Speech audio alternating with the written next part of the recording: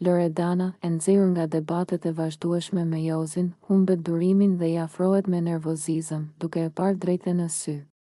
Sytë e saj janë plot me inat dhe zëri i dridhet nga zemërimi. Ti nuk je asgjë më shumë se një thashethemegji i lodhur. Nuk je burr, je më shumë femër se unë. Vetëm flet pas shpine dhe fut hundët kudo. I thot ajo me ton të ashpër, duke bërë një hap më afër tij. Jozi i qet buzëqesh me ironi dhe tund kokën, duke e provokuar më tej. Hë pra, çfarë do bësh tani? Do më godasësh? Tregoje veten, se e di që ke nerva të dobta. Je vetëm fjalë, Loredana, asgjë tjetër. Këto fjalë le acaron edhe më shumë Loredanën, e cila shtrin dorën me nervozizëm dhe tenton ta godas, por disa nga banorët ndërhyjnë për ta ndaluar. Amber dhe Vserlo e mbajnë nga krahët, ndërsa ajo përpiqet të çlirohet nga duart e tyre. Më lëshoni. Ky debil nuk e meriton as të jetë këtu. Është i neveritshëm, i pavler, një burr që s'ka karakter. Më ke lodhur, Jozi. Më mirë të mos më flasësh më kurrë. Ulëret ajo, ndërsa përpiqet të qetësohet. Ndërkohë, Jozi vazhdon të qëndrojë me duart në xhepa dhe një buzëqeshje ironike në fytyrë. Ai shikon nga banorët dhe thot, ja shiheni vetë. Vetëm bërtet dhe tregohet agresive, sepse nuk ka argumente. Një shfaqje e turpshme, sinqerisht. Situata në shtëpi tensionohet dhe banorët mundohen të qetësojnë Loredanën, e cila ende vlon nga zemërimi. Duket se konflikti mes tyre nuk do të përfundoj kaq lehtë. Gerta debaton ashpër me Gjestin, duke akuzuar se ai është një viktimizues i madh dhe se gjithçka që bën është vetëm për interesin e tij personal. Me një ton të lartë dhe të irrituar, ajo i drejtohet atij, Gjesti, ti vetëm për veten tënde mendon. Nuk të intereson askush tjetër përveç vetes. Gjithmonë përpiqesh të bësh viktimën, sikur të gjithë janë kundër teje, sikur të kenë bërë ndonjë gjë të keqe. Por e vërteta është ndryshe. Ti je ai që i përdor të tjerët dhe pastaj i hedh si të ishin të pavlerë. Gjesti, i acaruar nga akuzat e saj, mundohet të mbrohet, duke thënë me përbuzje, po çfarë thua ti, moj Gerta?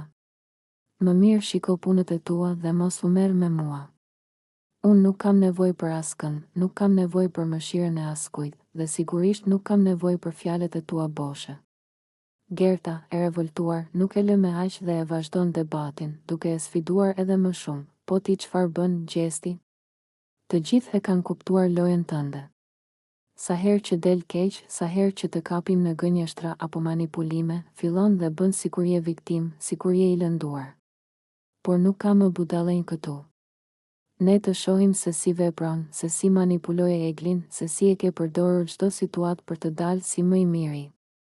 Por e vërteta është se ti mendon vetëm për veten tënde dhe për askën tjetër. Banorët e tjerë fillojnë të shohin me kureshtje debatin e tyre, disa duke buzëqeshur me ironi, ndërsa të tjerë shfaqin habi për ashpërsinë e përplasjes. Gjesti, i lodhur nga akuzat, e shikon Gertën me nervozizëm dhe i përgjigjet me arrogancë, nuk kam pse të justifikohem para teje. Ti dhe të tjerët mund të thoni çfarë të doni, por unë e di shumë mirë se kush jam dhe nuk kam nevojë të dëgjoj moral nga ty. Gerta, duke parë që ai vazhdon të sillet me arrogancë, tund kokën me përçmim dhe i thot, po vazhdo, bëj sikur nuk të intereson. Por e vërteta është që je thjesht një lojtar i paskrupullt, që nuk di të tregoj as edhe një ndjenjë të vërtetë. Kjo është arsyeja pse askush nuk të beson më, Gjesti. Sepse e gjithë sjellja jote është e rreme. Tensioni mes tyre vazhdon të rritet dhe duket se ky debat nuk do të harrohet lehtë. Banorët ndihen të ndarë mes tyre, disa duke mbështetur Gertën, të tjerë duke qëndruar në anën e Gjestit të, por një gjë është e sigurt, konflikti mes tyre është larg përfundimin. Gjesti debaton ashpër me Gertën dhe në mes të tensionit, ai nuk përmbahet fare.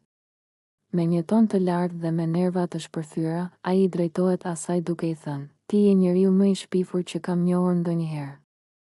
Nuk kam parë ditë më të neveritshme se ty në këtë shtëpi. Çdo ditë je duke u marrë me të tjerët, duke futur hundët në punët që nuk të përkasin, thjesht sepse s'ke asgjë më të mirë për të bërë. Banorët e tjerë ndalen dhe shikojnë me habi përplasjen mes tyre. Gerta, e zemëruar nga fjalët e tij, nuk e lë me aq. Ajo kthehet nga gjesti dhe me një shikim sfidues I thot, ti flet për mua? Ti, që je I vetmi këtu që e ke kaluar gjithë kohën duke luajtur me ndjenjat e njerëzve dhe duke përdorur vajzat për lojën tënde? Mos më fol mua për shpifje, sepse nëse ka një njeri të keq dhe të paskrupullt këtu, ai e ti. Gjesti, I tërbuar nga kundërshtimi I saj, afrohet më shumë dhe I thot me përçmim, unë e di shumë mirë kush jam dhe nuk kam nevojë të më tregosh ti po ti kush je, Gerta. Një njeri që s'ka asnjë identitet të vetin, që jeton duke u futur mes njerëzve dhe duke sjell vetëm energji të keqe? Më mirë shiko veten tënde para se të hapësh gojën për të tjerët. Disa banor përpiqen të ndërhyjnë për t'i ndalur, por Gerta, e acaruara në maksimum, nuk e lë me aq dhe I thot me ironi, pse të djeg e vërteta? Apo thjesht nuk duron kur dikush të nxjerr fytyrën tënde të vërtetë? Mjaft u solle si mbreti I shtëpisë, se askush nuk të ka frikë. Ti je thjesht një manipulues që mendon vetëm për veten. Tensioni mes tyre rritet edhe më shumë dhe gjesti, I lodhur nga debati, bën një gest përçmues me dorë dhe largohet, duke mërmëritur me vete, nuk ja vlen të humbas kohën me ty, se je një e pashpresë. Më mirë të merresh me thashethemet e tua se vetëm për to je e aftë. Ndërkohë, Gerta, ende e inatosur, ulet dhe nis të flas me disa prej banorëve të tjerë, duke shprehur zhgënjimin e saj për mënyrën se si gjesti sillet në shtëpi. Atmosfera mbetet e tensionuar dhe duket se ky debat nuk do të harrohet lehtë nga askush. Serlo, I irrituar nga sjellja e gjestit, vendos ta përballë atë dhe ta pyes hapur për qëndrimin e tij ndaj Eglit. Ndërsa ndodhen në obor, mes bisedave të zakonshme, ai papritur e shikon drejt në sy dhe me një ton serioz I thot, gjesti, më thuaj diçka. Pse nuk u lidhe kur me Eglin siç e prisnin të gjithë? Dhe mbi të gjitha, pse e mbajte aq gjatë duke u tallur me të, duke e bërë të besonte se mes jush kishte diçka më shumë? Banorët e tjerë që janë aty afër ndalojnë për një moment dhe drejtojnë vëmendjen nga biseda, duke pritur me kuriozitet përgjigjen e gjestit. Ai buzëqesh lehtë, duke marrë pak kohë për të menduar, pastaj mbështetet mbi divan dhe me një ton të qetë, por të sigurt, I përgjigjet, shiko, Serlo, unë kur nuk I premtova Eglit asgjë. Ajo ishte ajo që donte të besonte në një histori mes nesh. Unë që në fillim e kam thënë që për mua kjo është një lojë dhe nuk do të lidhem seriozisht me askën brenda kësaj shtëpie. Serlo tund kokën me pak neveri dhe I drejtohet përsëri. A e kupton që ajo ishte shumë e përfshirë emocionalisht? Ajo mendonte se mund të kishte diçka më shumë mes jush, dhe ndërkohë ti e leje të mendoj ashtu, ndërsa pas krahave të saj talleshe me të. Nuk të duket e padrejtë? Gjesti buzëqesh sërish, këtë herë me një ton paksa ironik, a e kam detyruar unë të më doj? A e kam detyruar unë të ketë ndjenja për mua? Jo, Serlo, ajo zgjodhi vetë. Unë nuk bëj asgjë më shumë se sa t'i shijoj momentet dhe të luaj lojën time. Nëse ajo u lëndua, më vjen keq, por nuk ishte faji im që ajo nuk kuptoi lojën që po luanim këtu. Në atë moment, disa banorë fillojnë të komentojnë, disa duke mbështetur Serlon, të tjerë duke buzëqeshur nga përgjigjet e gjestit. Serlo, ende I acaruar, I thot, nuk e di si nuk ndjen as pak faj për atë që ke bërë. Egli u largua nga kjo shtëpi e thyer, e lënduar, ndërsa ti thua që nuk kishe ndjenja për të. Kjo nuk të bën të ndihesh keq as pak. Gjesti, këtë herë duke ngritur supet, përgjigjet, nuk po them që jam krenar për këtë. Por, Serlo, ky është Big Brother. Nuk kemi ardhur këtu për të martuar apo për të bërë histori dashurie të sinqerta. Të gjithë këtu jemi për lojën dhe unë thjesht luajta më mirë se ajo. Serlo tund kokën, I zhgënjur nga përgjigja, ndërsa disa banor tjetër shikojnë me habi mënyrën se si gjesti justifikon sjelljen e tij. Duket qartë se kjo temë nuk do të mbyllet kaq lehtë dhe tensioni mes tyre vetëm sapo rritet. Loredana vendos të luajë një lojë provokuese me gjestin, duke e sfiduar atë me një pyetje që mund të krijojë tension në shtëpi. Ndërsa ata janë ulur në divan bashkë me disa banor të tjerë, ajo e shikon drejt në sy dhe me një buzëqeshje sfiduese I thot, nëse nuk do të ishe lidhur me askën tjetër këtu, me kë do të ishe lidhur në këtë shtëpi? Dhe dua një përgjigje të sinqertë. Banorët e tjerë, të intriguar nga pyetja, kthejnë kokën për të dëgjuar përgjigjen e gjestit. Ai buzëqesh, duke marrë pak kohë për të menduar, por në vend që të shmangë pyetjen, ai e shikon Loredanën dhe, me një ton të sigurt, thot, me ty. Menjëherë, një murmuritje e vogël shpërthen mes banorëve që janë të pranishëm, dhe disa madje nisin të qeshin apo të bëjnë shaka. Loredana, e habitur për një moment nga përgjigja, e shikon me një shikim të thellë, duke u përpjekur të kuptojë nëse ai po tallet apo po e thot seriozisht. Me mua? Përsërit ajo, duke qeshur me mosbesim. Gjesti, duke e shijuar momentin, i afrohet pak më shumë dhe i thot me një zë të ulët, por të qartë, po, me ty ke diçka ndryshe nga të tjerat. Je e fortë, di si të luash dhe nuk të pëlqen të humbësh. Do të kishte qenë interesante të shihnim si do shkonte. Loredana qesh, duke tundur kokën. Ha, po sigurisht. Ti thjesht do të luaje me mua siç ke bërë me të tjerat, thot ajo me një ton të lehtë ironik. Gjesti buzëqesh përsëri, duke mos e mohuar. Ndoshta. Ose ndoshta jo. Kush e di? Ndoshta do të më kishe ndryshuar, thot ai, duke e parë drejt për drejt në sy. Loredana ndonse përpiqet të mos tregojë emocion, duket pak e zënë ngushtë, ndërsa banorët e tjerë vazhdojnë të komentojnë dhe të qeshin. Do ta marr si një kompliment, thot ajo në fund, duke u përpjekur të mbajë situatën nën kontroll. Atmosfera në shtëpi bëhet më e tensionuar, ndërsa disa banorë vazhdojnë të komentojnë dhe të diskutojnë për atë që sapo ndodhi. A është gjesti duke bërë një lojë tjetër, apo ka diçka të vërtet pas fjalëve të tij? Kjo mbetet për t'u parë. Gjesti dhe Loredana përfshihen në një debat të ndezur, ku tensioni mes tyre është i dukshëm. Gjesti, me ton ironik dhe një buzëqeshje sfiduese në fytyrë, i drejtohet Loredanës, duke i thënë, e di që më ke qejf, Loredana. E ke treguar me veprimet e tua. Ti përpiqesh të më ngacmosh, të më provokosh në biseda dhe të jesh afër meje, por unë nuk ta jap atë shans. Nuk je në nivelin tim. Ai e thot këtë me një siguri të madhe, duke e shikuar atë drejt në sy, sikur të ishte plotësisht i bindur për fjalët e tij. Loredana, e cila nuk e pranon këtë akuzë, ndryshon menjëherë shprehjen e fytyrës dhe e kundërshton me një ton të acaruar. Je duke folur broçkulla, Gjesti. Pse kujton se çdo vajzë këtu ka qejf ty? Nuk e di kush ta ka futur në mendje këtë gjë, por e ke gabim. Unë nuk kam ndjenja për ty dhe kur nuk kam pasur. Ti je ai që kërkon vëmendje dhe tani po përpiqesh të më përfshish edhe mua në lojrat e tua. Ajo e shikon me një shikim të ashpër, duke lëvizur duart në shenjë mospranimi. Gjesti, megjithatë, nuk lëkundet nga qëndrimi i tij dhe vazhdon me ironinë e tij të zakonshme. Po, Loredana. Vazhdon të mohosh, por unë i kuptoj shumë mirë shenjat. Kur më sheh, të ndryshon fytyra, kur flas, gjithmonë përpiqesh të futesh në debat me mua. Nëse nuk do të kishe qejf, nuk do ta kishe këtë energji ndaj meje. Pranoje, është më e lehtë, thot ai, duke qeshur dhe duke tundur kokën. Loredana, tashmë e tërbuar nga vetbesimi i Gjestit, afrohet edhe më shumë dhe i përgjigjet me një ton më të lartë. Nuk kam asgjë për të pranuar, sepse nuk është e vërtetë. Ti thjesht kërkon të ngatërohesh me të gjithë dhe kur nuk të del lejotja, fillon të sajesh histori. Nuk ke asnjë bazë për ato që thua. Unë jam këtu për lojën time, jo për ty. Banorët e tjerë fillojnë të dëgjojnë debatin dhe disa qeshin nën zë nga mënyra se si Gjesti dhe Loredana përplasen. Gjesti, duke parë se ajo po zemërohet më shumë, vetëm buzëqesh dhe i mbyll bisedën me një fjali tjetër ironike. Si të duash, por unë e di të vërtetën. Kur të pranosh ndjenjat e tua, më thuaj. Deri atëherë, vazhdo me këto justifikime, thot ai, duke qeshur dhe duke u larguar, ndërsa Loredana e shikon me nervozizëm, e irrituar nga vetbesimi i tij.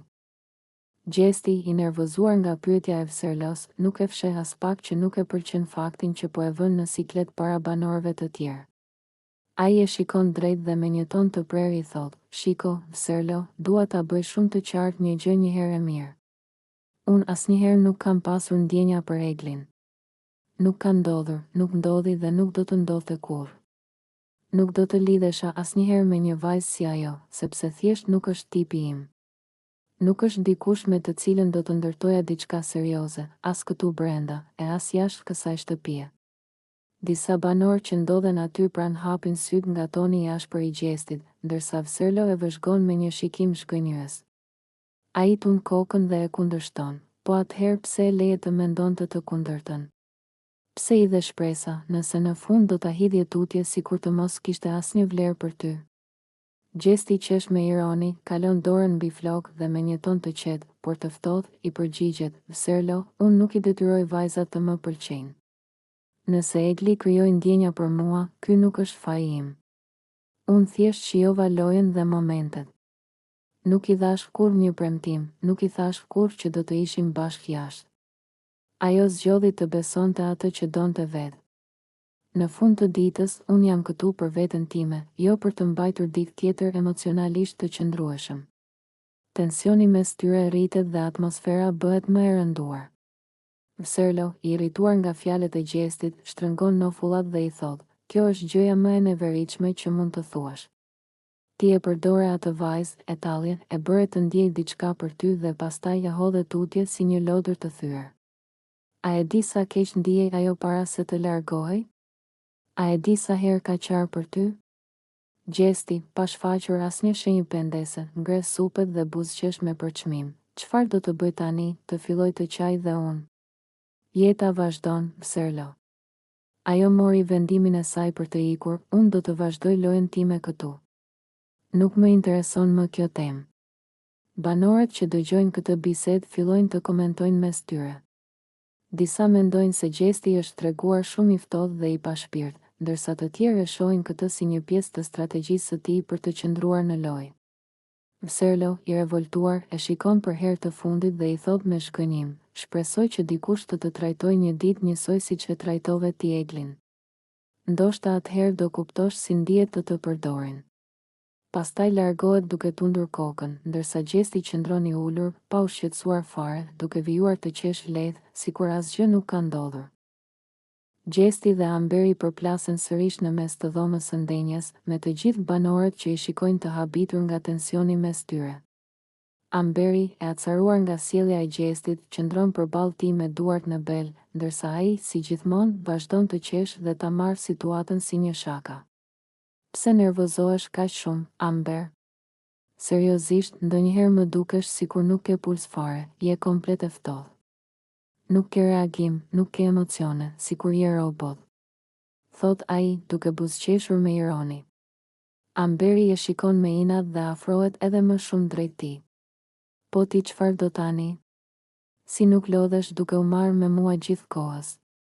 Unë nuk jam as e ftohtë dhe as pa emocion, thjesht nuk bie prej e provokimeve të tua të kota. Ja kthen ajo me ton të ashpër. Por gjesti, në vend që të ndalet, vazhdon të qesh dhe të tallet me të. Si nuk e pranon? Hajde, pranoje që nuk ke puls, nuk e ndjen asgjë, je thjesht një statuj që ecën dhe flet. Ose ndoshta nuk e di si të shprehësh emocionet. Të ndihmoj unë? I thot ai duke bërë një gjest sikur do ta përqafoj me shaka. Amberi shtyn dorën e tij me nervozizëm dhe i thot: mos më prek. Nuk e kupton që po bëhesh i lodhshëm. Po më acaron më shumë se sa mund ta imagjinosh. Banorët e tjerë fillojnë të qeshin me këtë përplasje, ndërsa disa përpiqen t'i qetësojnë. Gjesti, megjithatë, nuk ndalon dhe vazhdon të ngacmojë Amberin duke imituar mënyrën e saj të folurit dhe duke shtuar me ironi: unë po tallem me ty, po ti as të acarohesh siç duhet nuk di. Nuk ke puls fare, moj Amber. Kështu je, e ftohtë si akulli. Amberi, tashmë e tërbuar nga sjellja e tij, rrotullon syt dhe largohet duke mos dashur të vazhdojë më këtë debat. Por ndërkohë, gjesti vazhdon të qesh dhe të bëj shaka me të, ndërsa disa banorë e shikojnë me habi dhe të tjerë fillojnë të komentojnë nëse Amberi do ta lërë me kaq apo do të ketë një përplasje më të madhe mes tyre në ditët në vijim. Loredana e shikon gjestin me një shikim ironik dhe e nënvlerëson haptazi për qëndrimin e tij. Ajo nuk e mban për më gjatë dhe fillon të flasë me të njëjtonin e saj të mbredh. Po, ti mendon se je një djalë i pashëm dhe se të gjitha vajzat janë të dashuruara me ty, apo jo? Po, sigurisht, ti je i bukur, ti je king, siç thua vetë, por më vjen keq ta tërheq vëmendjen. ke haruar një gjë shumë të rëndësishme, fillon Loredana, duke e shikuar me një buzëqeshje të ndyrë, por të ngulitur. Gjesti, i njohur për egoizmin dhe qëndrimin e tij të mburur, ndalet për një moment, por nuk e merr në seriozisht atë që po thot Loredana. Ai e kthen kokën dhe buzëqesh për të treguar se nuk është i shqetësuar. Loredana vazhdon me tonin e saj ironi. Ti mendon se je ai djalë që të gjithë vajzat e duan dhe të gjitha janë të gatshme të bëjnë gjithçka për ty, por le të them diçka. Jo të gjitha vajzat të duan, ti nuk je asgjë më shumë se një monster i fshehur në një pamje të bukur. Ti mund të kesh fytyrën tënde të bukur dhe mund të flasësh shumë për veten, por në thelb nuk je gjë tjetër veç se një mashtrues që përpiqet të mbajë vajzat nën kontroll. Gjesti nis të qesh dhe përpiqet të minimizoj fjalët e Loredanës, por është e dukshme se ato e shqetësojnë më shumë se çdo t'ia pranojë dikush. Loredana, e bindur se po i thot të vërtetën, nuk e ndalon. Po, e di që ti mendon se je i parritshëm dhe se vajzat duhet të të pëlqejnë vetëm sepse je ti, por më besoni, kjo nuk funksionon me të gjithë. Jo gjithkush është gati të bjerë në grackën që ti vendos, dhe jo çdo vajzë është e gatshme të humbë kohën për ditë si ti, shton ajo, duke i drejtuar një shikim të mprehtë, të plot me nënkuptime. Gjesti duket sikur po e humbet një farë sigurie dhe ndjesia e nënvlerësimit nga Loredana po e bën të ndihet më pak tërheqës dhe më të pavlerë nga sa ishte menduar. Por, ai përpiqet ta mbajë ekuilibrin dhe thot me një buzëqeshje të paqartë, po, mirë, ndoshta nuk jam gjithçka që mendoj, por edhe ti nuk je aq e mprehtë sa dukesh, Loredana. Më vjen keq që mendon se ti e kupton gjithçka, por duket se ti nuk ke as idenë e plotë të asaj që po ndodh. Por Loredana nuk ndalet.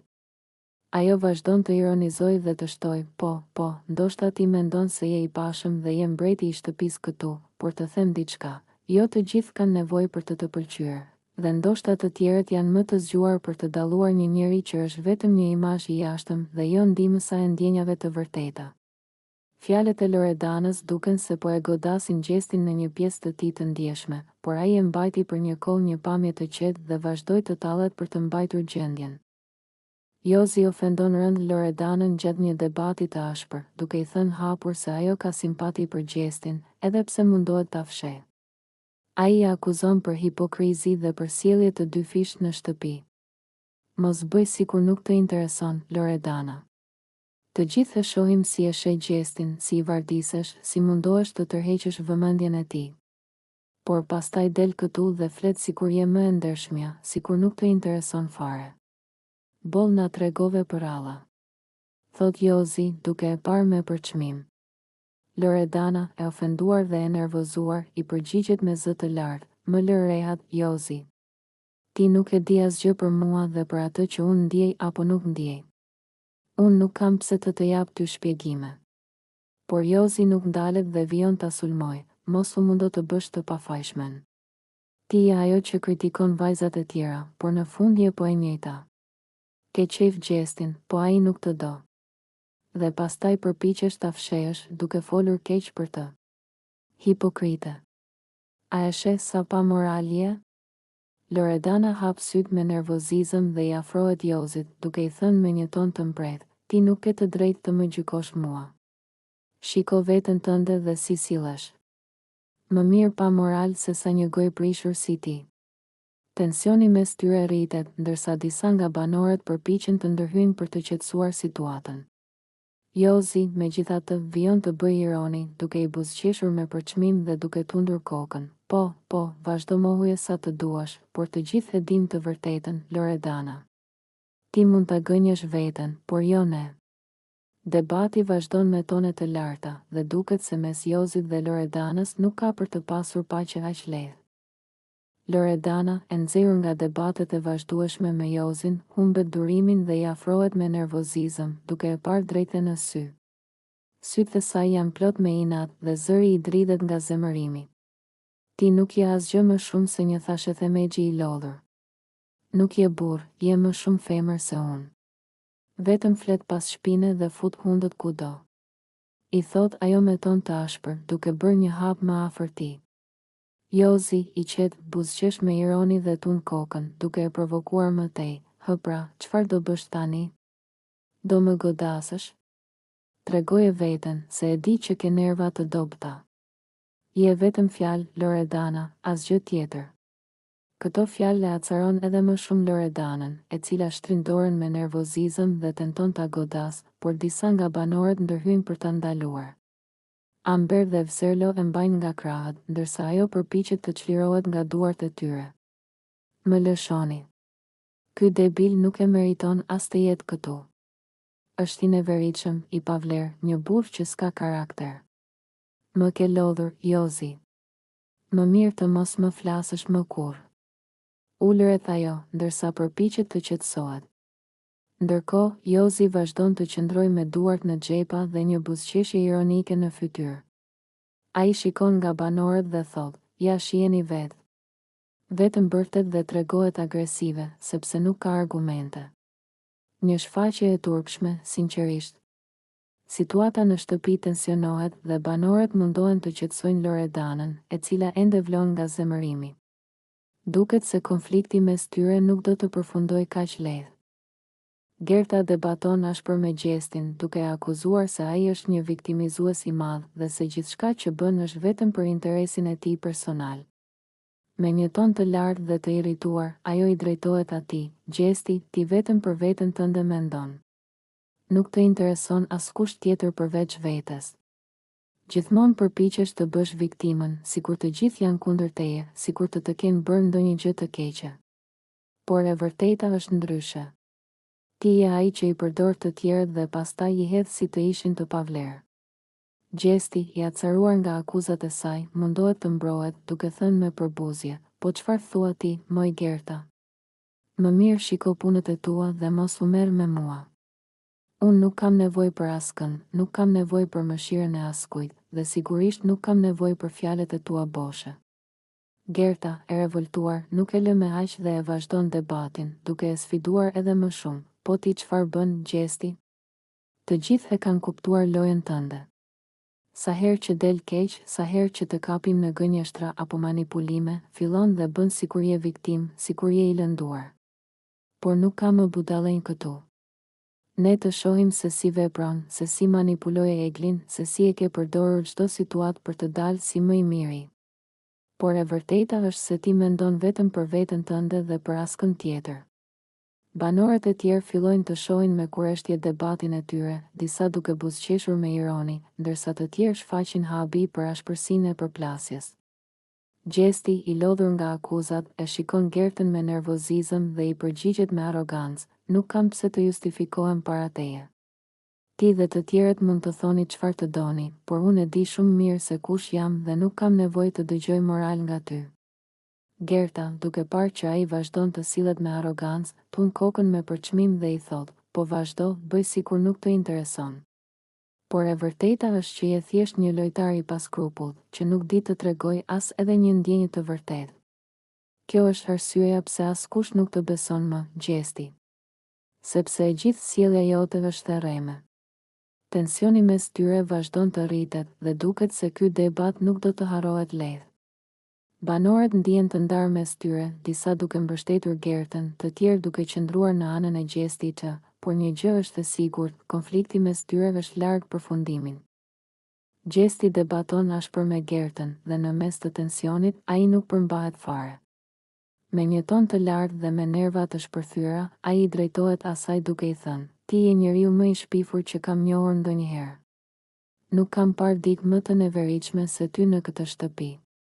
Çdo ditë je duke u marrë me të tjerët, duke futur hundët në punët që nuk të përkasin, thjesht sepse s'ke asgjë më të mirë për të bërë.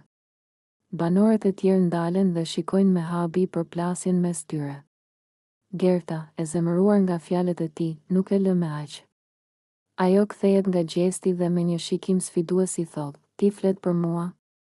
Ti, që je i vetmi këtu që e ke kaluar gjithë kohën duke luajtur me ndjenjat e njerëzve dhe duke përdorur vajzat për lojën tënde? Mos më fol mua për shpifje, sepse nëse ka një njeri të keq dhe të paskrupullt këtu, ai je ti. Gjesti, i tërbuar nga kundërshtimi i saj, afrohet më shumë dhe i thot me përçmim, unë e di shumë mirë kush jam dhe nuk kam nevojë të më tregosh ti po ti kush je, Gerta. Një njeri që s'ka asnjë identitet të vetin, që jeton duke u futur mes njerëzve dhe duke sjell vetëm energji të keqe? Më mirë shiko veten tënde para se të hapësh gojën për të tjerët. Disa banor përpiqen të ndërhyjnë për t'i ndalur, por Gerta, e acaruara në maksimum, nuk e lë me aq dhe i thot me ironi: "Pse të djegë e vërteta? Apo thjesht nuk duron kur dikush të nxjerr fytyrën tënde të vërtetë? Mjaft u solle si mbreti i shtëpisë, se askush nuk të ka frikë. Ti je thjesht një manipulues që mendon vetëm për veten."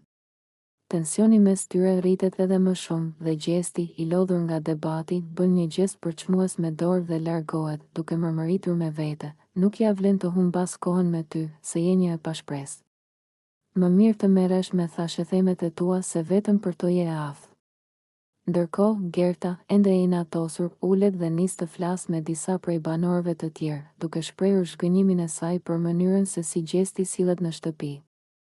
Atmosfera mbetet e tensionuar dhe duket se ky debat nuk do të harrohet lehtë nga askush. Serlo, i irrituar nga sjellja e Gjestit, vendos ta përballë atë dhe ta pyes hapur për qëndrimin e tij ndaj Eglit. Ndërsa ndodhen në obor, mes bisedave të zakonshme, ai papritur e shikon drejt në sy dhe me një ton serioz i thot: "Gjesti, më thuaj diçka. Pse nuk u lidhe kurrë me Eglin siç e prisnin të gjithë? Dhe mbi të gjitha, pse e mbajte aq gjatë duke u tallur me të, duke e bërë të besonte se mes jush kishte diçka më shumë?" Banorët e tjerë që janë aty afër ndalojnë për një moment dhe drejtojnë vëmendjen nga biseda, duke pritur me kuriozitet përgjigjen e Gjestit. Ai buzëqesh lehtë, duke marrë pak kohë për të menduar, pastaj mbështetet mbi divan dhe me një ton të qetë, por të sigurt, i përgjigjet: "Shiko, Serlo, unë kur nuk i premtova Eglit asgjë. Ajo ishte ajo që donte të besonte në një histori mes nesh. Unë që në fillim e kam thënë që për mua kjo është një lojë dhe nuk do të lidhem seriozisht me askën brenda kësaj shtëpie." Serlo tund kokën me pak neveri dhe i drejtohet përsëri: "A e kupton që ajo ishte shumë e përfshirë emocionalisht? Ajo mendonte se mund të kishte diçka më shumë mes jush, dhe ndërkohë ti e leje të mendoj ashtu, ndërsa pas krahëve të saj talleshe me të. Nuk të duket e padrejtë?" Gjesti buzëqesh sërish, këtë herë me një ton paksa ironik: "A e kam detyruar unë të më doj? A e kam detyruar unë të ketë ndjenja për mua?" "Jo, Serlo," ajo zgjodhi vetë. "Unë nuk bëj asgjë më shumë se sa t'i shijoj momentet dhe të luaj lojën time. Nëse ajo u lëndua, më vjen keq, por nuk ishte faji im që ajo nuk kuptoi lojën që po luanim këtu." Në atë moment, disa banorë fillojnë të komentojnë, disa duke mbështetur Serlon, të tjerë duke buzëqeshur nga përgjigjet e Gjestit. Serlo, ende i acaruar, i thot: "Nuk e di si nuk ndjen as pak faj për atë që ke bërë. Egli u largua nga kjo shtëpi e thyer, e lënduar, ndërsa ti thua që nuk kishe ndjenja për të. Kjo nuk të bën të ndihesh keq as pak." Gjesti, këtë herë duke ngritur supet, përgjigjet: "Nuk po them që jam krenar për këtë. Por, Serlo, ky është Big Brother. Nuk kemi ardhur këtu për të martuar apo për të bërë histori dashurie të sinqerta. Të gjithë këtu jemi për lojën dhe unë thjesht luajta më mirë se ajo." Serlo tund kokën, i zhgënjur nga përgjigja, ndërsa disa banor tjetër shikojnë me habi mënyrën se si Gjesti justifikon sjelljen e tij. Duket qartë se kjo temë nuk do të mbyllet kaq lehtë dhe tensioni mes tyre vetëm sapo rritet.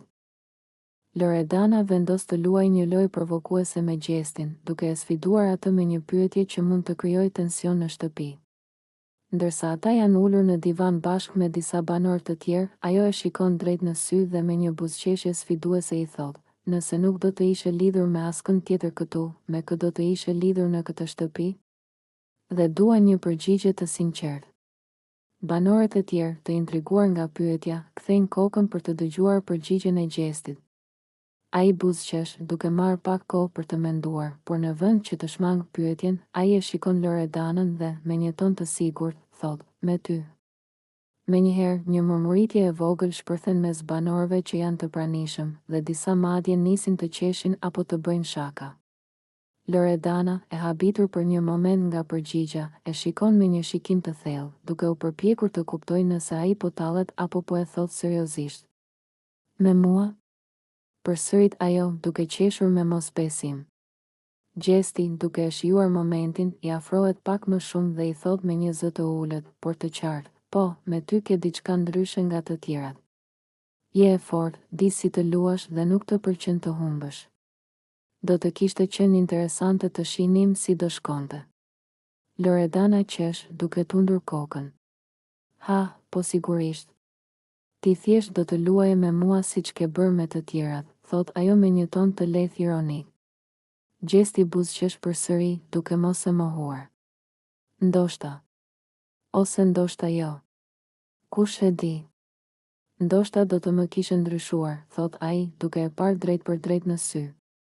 Loredana ndonë se përpiqet të mos tregoj emocion, duket pak e zënë ngushtë, ndërsa banorët e tjerë vazhdojnë të komentojnë dhe të qeshin. Do ta marr si një kompliment, thot ajo në fund, duke u përpjekur të mbajë situatën nën kontroll. Atmosfera në shtëpi bëhet më e tensionuar, ndërsa disa banorë vazhdojnë të komentojnë dhe të diskutojnë për atë që sapo ndodhi. A është Gjesti duke bërë një lojë tjetër, apo ka diçka të vërtet pas fjalëve të tij? Kjo mbetet për t'u parë. Gjesti dhe Loredana përfshihen në një debat të ndezur, ku tensioni mes tyre është i dukshëm. Gjesti, me ton ironik dhe një buzëqeshje sfiduese në fytyrë, i drejtohet Loredanës, duke i thënë: "E di që më ke qejf, Loredana. E ke treguar me veprimet e tua.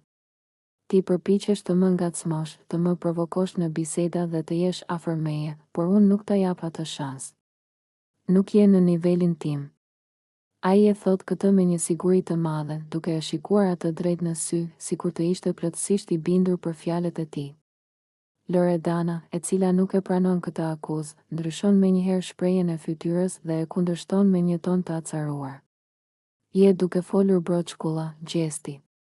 Pse kujton se çdo vajzë këtu ka qejf ty? Nuk e di kush ta ka futur në mendje këtë gjë, por e ke gabim. Unë nuk kam ndjenja për ty dhe kur nuk kam pasur. Ti je ai që kërkon vëmendje dhe tani po përpiqesh të më përfshish edhe mua në lojrat e tua. Ajo e shikon me një shikim të ashpër, duke lëvizur duart në shenjë mospranimi. Gjesti, megjithatë, nuk lëkundet nga qëndrimi i tij dhe vazhdon me ironinë e tij të zakonshme. Po, Loredana. Vazhdon të mohosh, por unë i kuptoj shumë mirë shenjat. Kur më sheh, të ndryshon fytyra, kur flas, gjithmonë përpiqesh të futesh në debat me mua. Nëse nuk do të kishe qejf, nuk do ta kishe këtë energji ndaj meje. Pranoje, është më e lehtë, thot ai, duke qeshur dhe duke tundur kokën. Loredana, tashmë e tërbuar nga vetbesimi i Gjestit, afrohet edhe më shumë dhe i përgjigjet me një ton më të lartë. Nuk kam asgjë për të pranuar, sepse nuk është e vërtetë. Ti thjesht kërkon të ngatërohesh me të gjithë dhe kur nuk të del lejotja, fillon të sajesh histori. Nuk ke asnjë bazë për ato që thua. Unë jam këtu për lojën time, jo për ty. Banorët e tjerë fillojnë të dëgjojnë debatin dhe disa qeshin nën zë nga mënyra se si Gjesti dhe Loredana përplasen. Gjesti, duke parë se ajo po zemërohet më shumë, vetëm buzëqesh dhe i mbyll bisedën me një fjali tjetër ironike. Si të duash, por unë e di të vërtetën. Kur të pranosh ndjenjat e tua, më thuaj. Deri atëherë, vazhdo me këto justifikime, thot ai, duke qeshur dhe duke u larguar, ndërsa Loredana e shikon me nervozizëm, e irrituar nga vetbesimi i tij. Gjesti, i nervozuar nga pyetja e Vserlos, nuk e fsheh as pak që nuk e pëlqen faktin që po e vën në siklet para banorëve të tjerë. Ai e shikon drejt dhe me një ton të prerë i thot: "Shiko, Vserlo, dua ta bëj shumë të qartë një gjë një herë e mirë. Unë asnjëherë nuk kam pasur ndjenja për Eglin. Nuk ka ndodhur, nuk ndodhi dhe nuk do të ndodhte kurrë. Nuk do të lidhesha asnjëherë me një vajzë si ajo, sepse thjesht nuk është tipi im. Nuk është dikush me të cilën do të ndërtoja diçka serioze, as këtu brenda, e as jashtë kësaj shtëpie." Disa banorë që ndodhen aty pranë hapin syt nga toni i ashpër i Gjestit, ndërsa Vserlo e vëzhgon me një shikim shkënjyes. Ai tund kokën dhe e kundërshton, po atëherë pse e leje të mendonte të kundërtën? Pse i dhe shpresa, nëse në fund do ta hidhje tutje sikur të mos kishte asnjë vlerë për ty? Gjesti qesh me ironi, kalon dorën mbi flokë dhe me një ton të qetë, por të ftohtë, i përgjigjet: "Vserlo, unë nuk i detyroj vajzat të më pëlqejnë. Nëse Egli krijoi ndjenja për mua, ky nuk është faji im. Unë thjesht shijova lojën dhe momentet. Nuk i dhash kurrë një premtim, nuk i thash kurrë që do të ishim bashkë jashtë. Ajo zgjodhi të besonte atë që donte vetë. Në fund të ditës, unë jam këtu për veten time, jo për të mbajtur dikë tjetër emocionalisht të qëndrueshëm. Tensioni mes tyre rritet dhe atmosfera bëhet më e rënduar. Vserlo, i irrituar nga fjalët e Gjestit, shtrëngon nofullat dhe i thot: "Kjo është gjëja më e neveritshme që mund të thuash. Ti e përdore atë vajzë, e tallje, e bëre të ndjej diçka për ty dhe pastaj ja hodhe tutje si një lodër të thyer. A e di sa keq ndjej ajo para se të largohej? A e di sa herë ka qarë për ty?" Gjesti, pa shfaqur asnjë shenjë pendese, ngres supet dhe buzëqesh me përçmim. "Çfarë do të bëj tani? Të filloj të qaj dhe unë?" Jeta vazhdon, Vserlo. Ajo mori vendimin e saj për të ikur, unë do të vazhdoj lojën time këtu. Nuk më intereson më kjo temë. Banorët që dëgjojnë këtë bisedë fillojnë të komentojnë mes tyre. Disa mendojnë se Gjesti është treguar shumë i ftohtë dhe i pa shpirt, ndërsa të tjerë e shohin këtë si një pjesë të strategjisë së tij për të qëndruar në lojë. Vserlo, i revoltuar, e shikon për herë të fundit dhe i thot me shkënim: "Shpresoj që dikush të trajtojë një ditë njësoj siç e trajtove ti Eglin. Ndoshta atëherë do kuptosh si ndihet të përdorin." Pastaj largohet duke tundur kokën, ndërsa Gjesti qëndron i ulur, pa u shqetësuar fare, duke vijuar të qesh lehtë, sikur asgjë nuk ka ndodhur. Gjesti dhe Amberi përplasen sërish në mes të dhomës së ndenjes, me të gjithë banorët që i shikojnë të habitur nga tensioni mes tyre. Amberi, e acaruar nga sjellja e Gjestit, qëndron përballë tij me duart në bel, ndërsa ai, si gjithmonë, vazhdon të qesh dhe ta marrë situatën si një shaka. "Pse nervozohesh kaq shumë, Amber? Seriozisht, ndonjëherë më dukesh sikur nuk ke puls fare, je komplet e ftohtë. Nuk ke reagim, nuk ke emocione, sikur je robot," thot ai, duke buzëqeshur me ironi. Amberi e shikon me inat dhe afrohet edhe më shumë drejt tij. "Po ti çfarë do tani? Si nuk lodhesh duke u marrë me mua gjithë kohës? Unë nuk jam as e ftohtë dhe as pa emocion, thjesht nuk bie prej provokimeve të tua të kota." Ja kthen ajo me ton të ashpër. Por Gjesti, në vend që të ndalet, vazhdon të qesh dhe të tallet me të. Si nuk e pranon? Hajde, pranoje që nuk ke puls, nuk e ndjen asgjë, je thjesht një statuj që ecën dhe flet. Ose ndoshta nuk e di si të shprehesh emocionet. Të ndihmoj unë? I thot ai duke bërë një gjest sikur do ta përqafoj me shaka. Amberi shtyn dorën e tij me nervozizëm dhe i thot: "Mos më prek. Nuk e kupton që po bëhesh i lodhshëm. Po më acaron më shumë se sa mund ta imagjinosh." Banorët e tjerë fillojnë të qeshin me këtë përplasje, ndërsa disa përpiqen t'i qetësojnë. Gjesti, megjithatë, nuk ndalon dhe vazhdon të ngacmojë Amberin duke imituar mënyrën e saj të folurit dhe duke shtuar me ironi: "Unë po tallem me ty, po ti as të acarohesh siç duhet nuk di. Nuk ke puls fare, moj Amber. Kështu je, e ftohtë si akulli." Amberi, tashmë e tërbuar nga sjellja e tij, rrotullon sytë dhe largohet duke mos dashur të vazhdojë më këtë debat. Por ndërkohë, Gjesti vazhdon të qesh dhe të bëj shaka me të, ndërsa disa banorë shikojnë me habi dhe të tjerë fillojnë të komentojnë nëse Amberi do ta lërë me kaq apo do të ketë një përplasje më të madhe mes tyre në ditët në vijim. Loredana e shikon Gjestin me një shikim ironik dhe e nënvlerëson haptazi për qëndrimin e tij.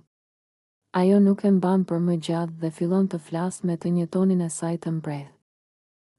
Po, ti mendon se je një djalë i pashëm dhe se të gjitha vajzat janë të dashuruara me ty, apo jo?